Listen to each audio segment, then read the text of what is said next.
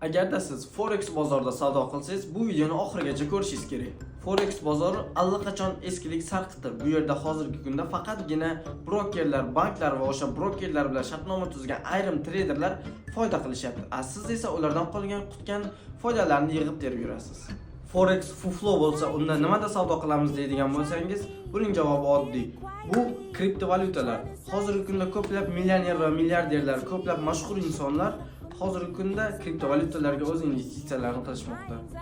Nimaga aynan kriptovalyutalar? Chunki kriptovalyutalarda hozirgi kunda mingdan ortiq har xil turdagi kriptovalyutalar mavjud. Siz xohlagan bittasini o'zingizga investitsiya sifatida sotib olishingiz mumkin. Forexda esa faqatgina volatilnesti baland bo'lgan bittagina tilla bor.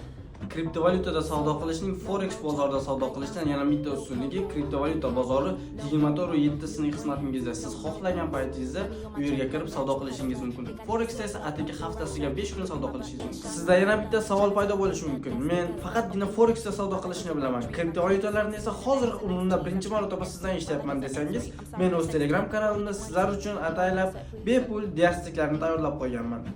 Telegram kanalimiz esa profil shapkasida. Bizlarni yo'qotib qo'ymaslik uchun oilamizga qo'shilib qo'ying. Videoni esa Forexchi do'stlaringizga jo'natib qo'ying.